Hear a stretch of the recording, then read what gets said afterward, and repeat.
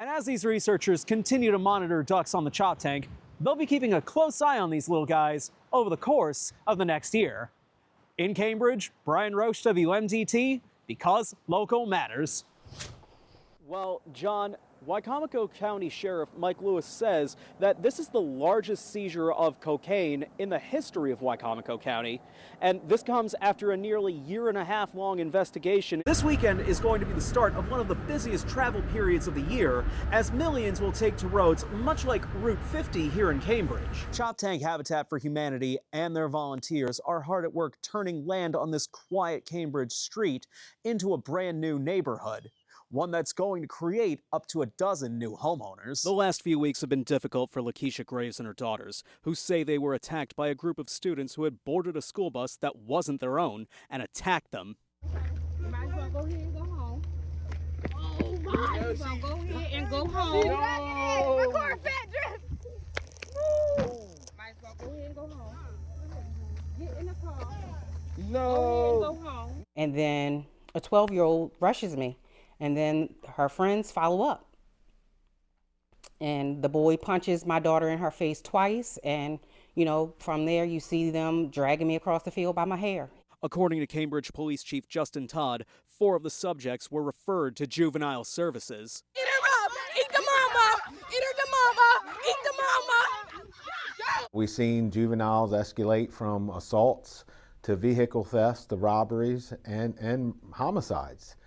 We've seen it right here in our local community, and I think we're going to continue to see it until we see a difference and a change. Graves says she met with Chief Todd and Dorchester County's Superintendent of Schools, Dr. Jameel Thompson, and is working to address the violence with city leaders. But it still escapes her as to how this even happened in the first place. I was flabbergasted that children would even approach an adult, let alone assault them.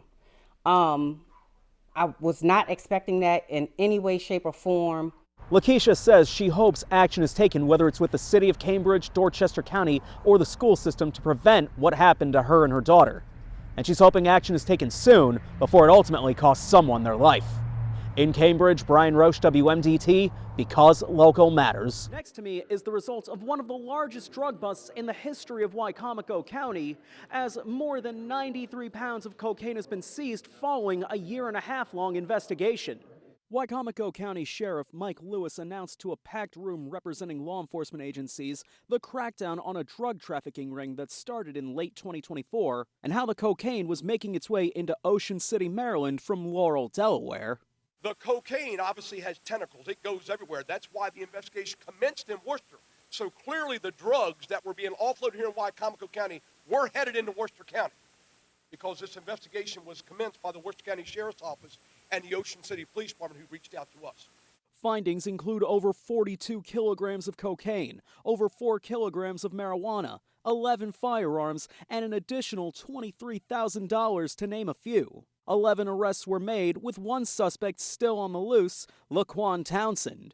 Worcester County Sheriff Matt Crisafulli spoke about the impact this amount of cocaine could have had on the Eastern Shore, but now won't. The seizure of this poison that would have been peddled into all of our respective communities, think about the devastating effect that that would have had with overdoses and the continued addictions that we see. Maryland Governor Wes Moore says that a bust like this isn't just a victory on the Eastern Shore, but for all of Maryland.